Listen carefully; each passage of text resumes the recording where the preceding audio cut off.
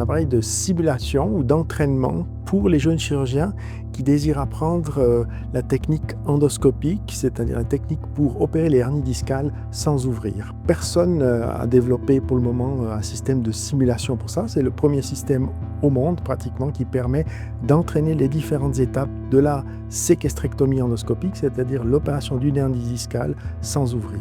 Au début, c'était un système en noir et blanc, il y avait très peu de haptic feedback, c'est-à-dire il y avait très peu de retour de la résistance des tissus. Et c'est un système qui a été amélioré en cours d'utilisation. Et au fur et à mesure, on a amélioré le système.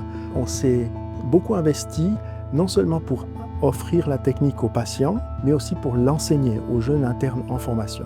Moi, j'étais convaincu dès que j'ai vu le pionnier européen qui s'appelle Sebastian Rutten et j'ai vu en une matinée, il a sorti 4 hernies discales à travers une incision de 8 mm. Et quand j'ai vu ça, j'ai dit, moi, si j'ai une hernie discale, c'est ça que je veux pour moi. Et c'est pour ça qu'on a investi beaucoup de temps pour se former, pour pouvoir offrir ça aux patients. Parce que l'intérêt aux patients, c'est qu'on fait vraiment qu'une incision de la peau de 8 mm, on descend et une fois qu'on est en bas, on fait le même travail qu'au microscope. Sauf que les gens ont beaucoup moins mal. Du point de vue statistique, ce qui est absolument clair, c'est qu'on n'a pas d'infection. Depuis 2007, je n'ai pas encore eu une seule infection.